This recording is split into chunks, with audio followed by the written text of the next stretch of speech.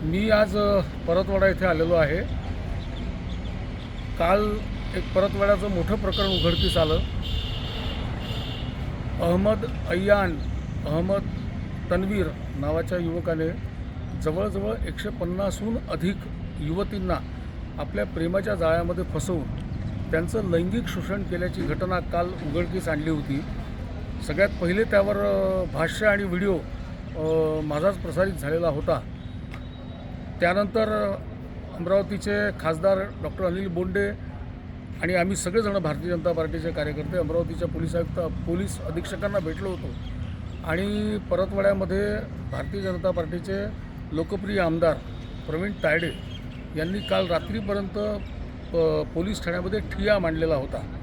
महाराष्ट्राचे कर्तव्यदक्ष लोकप्रिय गृहमंत्री आणि मुख्यमंत्री माननीय देवेंद्रजी फडणवीस आणि अमरावती जिल्ह्याचे पालकमंत्री माननीय चंद्रशेखरजी बावनकुळे यांनी या घटनेची तात्काळ दखल घेतली आणि तात्काळ दखल घेऊन अमरावतीच्या पोलीस अधीक्षकांना सूचना दिल्या, स्पष्ट शब्दामध्ये निर्देश दिले की या प्रकरणामध्ये कोणाचीही हयगय करता कामा नये।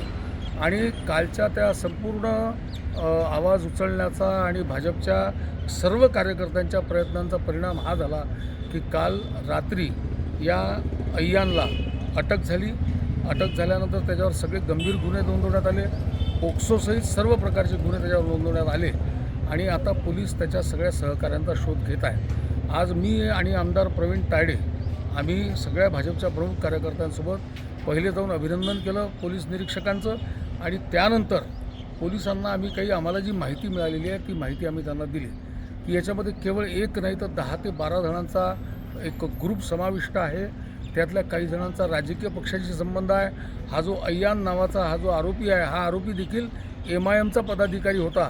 त्याला MIMच्या एका मोठ्या पदाधिकाऱ्यांनी नियुक्तीपत्र दिल्याचे व्हिडिओ त्याच्या फेसबुकवर आहे। याशिवाय आम्ही या सगळ्या विषयांमध्ये कारवाई झाली पाहिजे।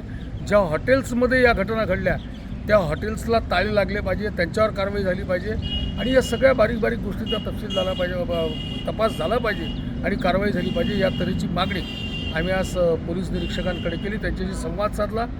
त्यानंतर इथल्या पत्रकारांना सगळ्या विषयाची माहिती दिली आणि सगळ्यात महत्त्वाचं म्हणजे याच्यातल्या ज्या काही पीडित तरुणी ज्या धास्तावलेल्या आहेत त्याच्यातल्या काही पीडित तरुणींच्या नातेवाईकांशीही आम्ही संपर्क साधला, संवाद साधला आणि त्यांनी कोणालाही न घाबरता, कोणत्याही दडपणात न येता, कोणत्याही दहशतीत न येता आपल्यावर झालेला अन्याय दूर करण्यासाठी समोर आलं पाहिजे या पद्धतीची त्यांची समजूत घातली।